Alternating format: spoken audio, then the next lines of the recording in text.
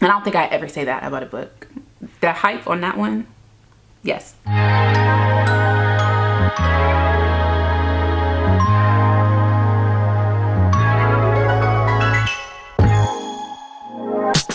Hi everyone, welcome back to my channel. Today I am sharing a tag that I think I made up. You can never know in today's internet whether or not you're the originator or something, but I will say that I did not Google this. I did not see anybody like put this video or this concept up. It's just something that I just made up off the top of my head, honestly. So what it is like, I think I said like the colors are, you'll know by the tag, by the title of the video, like what I'm calling it. I said Q1 reading rainbow. We'll see if that changes. But essentially I have like several colors, obviously, and like prompts that match the vibe of the color to me. Or just what seemed to fit best with those colors. And there are 8 colors here, and I'm just gonna go ahead and get right into it. And these are all gonna be from Q1 for 2025. So all of these books are books that I have read.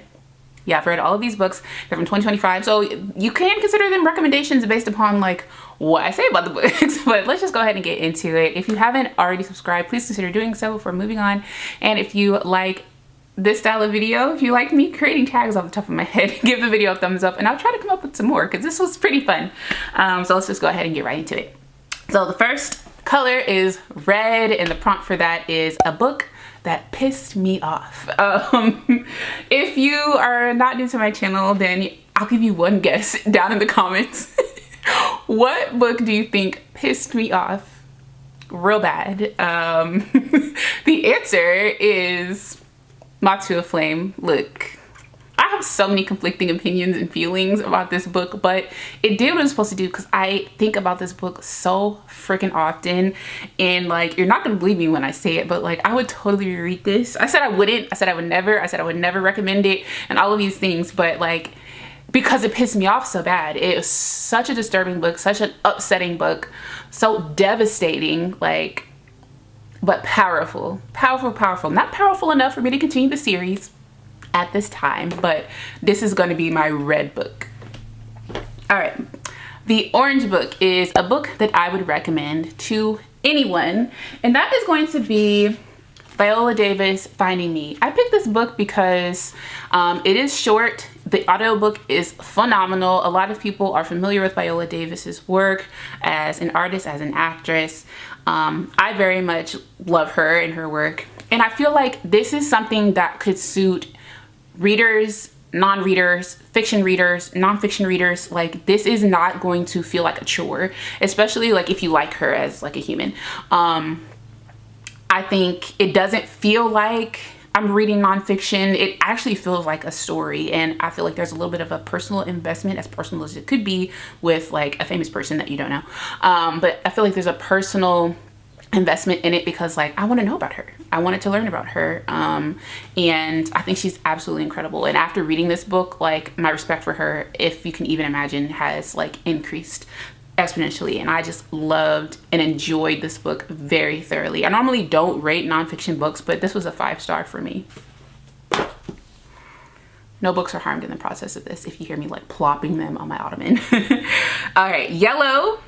The prompt for Yellow is a book about friendship / family. And I have several books with this that could fit this prompt because I particularly like books that focus on family and friendship. But one that I am going to highlight here is one that could fit for another prompt that's later on in this, but it's Grown Women by Sarai Johnson. I picked this one because I feel like I haven't talked about this one a lot on my channel. I feel like I haven't heard a lot of people talk about it in general, so I'll just put this right in here. This one, I will say, I think the target audience for this is obviously women, and also women who are mothers and daughters and grandmothers. So this follows like 3 generations of women and their relationships with one another, just to put it simply. And you know, there are obviously some conflict and, you know, some hurting and some healing that is experienced in this, more or less healing from my perspective. But if you like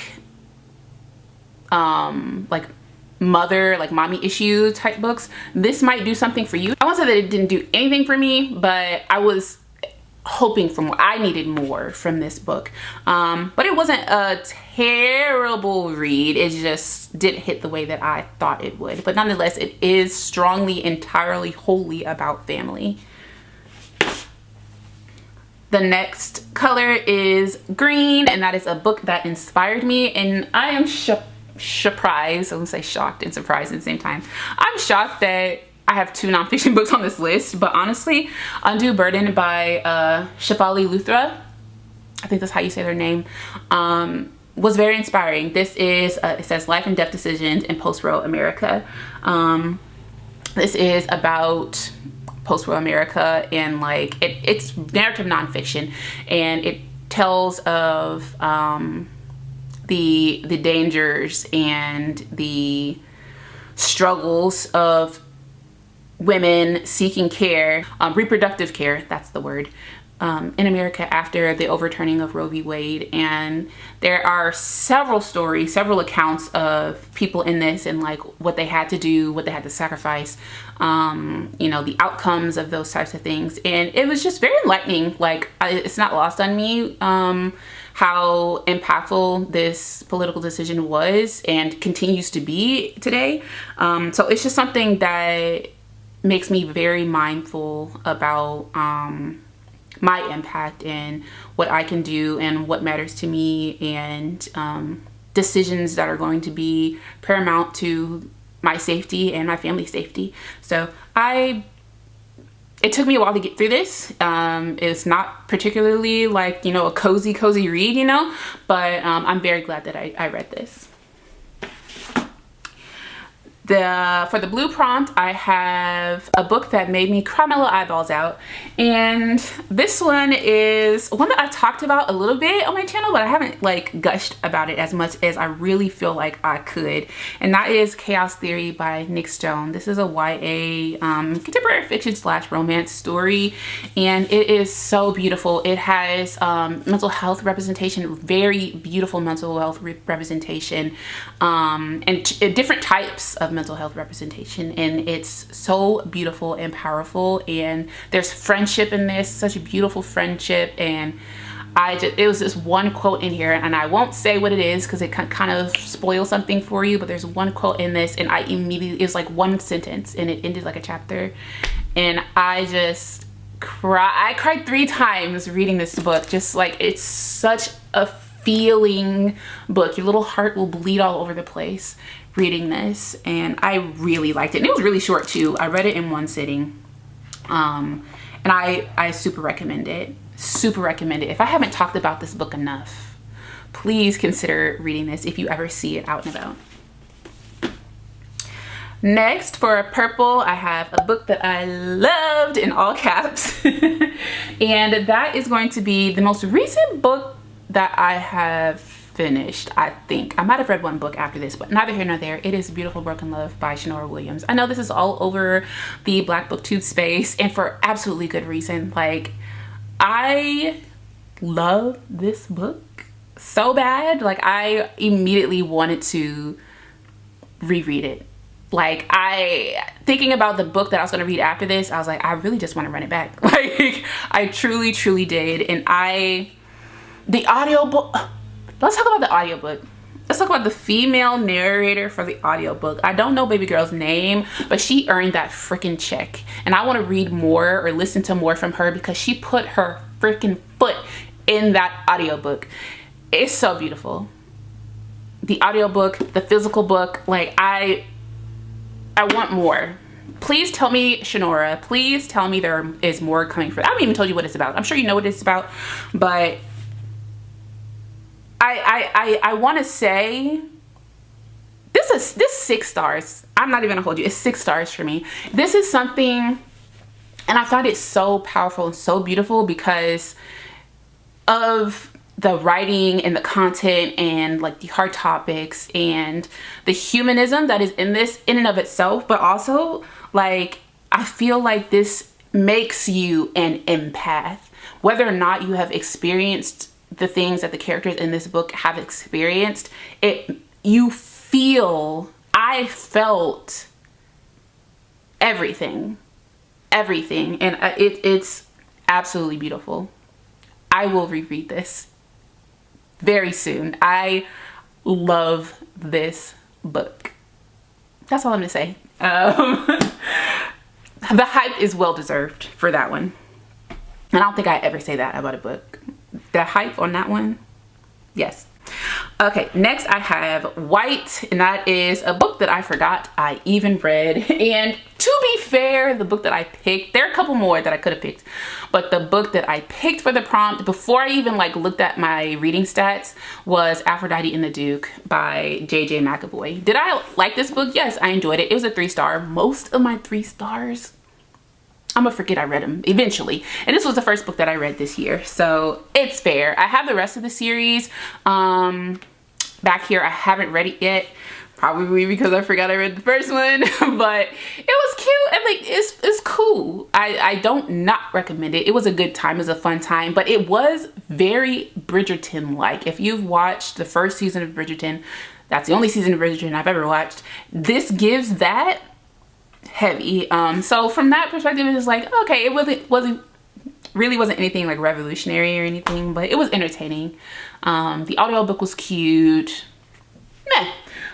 So yeah, I definitely forgot all about that one. And then the last prompt I have for my reading rainbow is Black, and it is a book that gives me hope. And that book is The Perfect Find by Tia Williams. I haven't talked about Tia in a minute because I've been all about Alexandria House. Surprisingly, I don't have Alexandria House in this list, but obviously I just felt the need to insert her name anyways. But either way, I haven't talked about Tia in a minute, and this book definitely, I cried my little eyeballs out in this one too. Not like cried them out. To be fair, I shed some tears in this book, but again, it did very much make me feel like all of Tia Williams' books that I've read have they have done something for my little pitter-pattering heart. This one gives me hope because she is older. I think she's 40.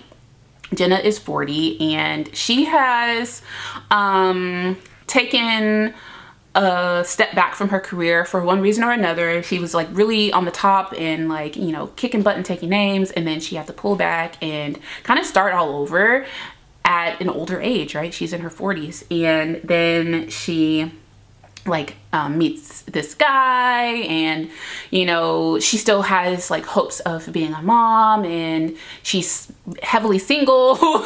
And she's had her heart broken, and you know, I feel like this is hopeful because it's never too late to start over, I guess is what I'm saying. Like, just because you are in your 30s, you're in your 40s, you've had a established career in one lane, and you're considering doing something else, or you know, you've had a marriage, or you've had an engagement that you were with this person for years, maybe decades, and you thought that it was going to turn out this way and it didn't, and you have to start all over. Like, it's okay. And you're more resilient than you realize. Like, you have been through so many things, and you've overcome literally everything that has been put on your plate. You can make it through everything, and there's more waiting for you as long as you keep like going. And that's what I took from this, and it's so beautiful. And it's not going to be in a package that you thought it was going to be in. It's going to be unexpected. It's not going to be the timeline that you expected or that you wanted, but just have faith. This is not a Christian romance book at all, but that's what I got from it. That's what is interesting about reading, is it's so subjective what one person might take from something else. And I loved it.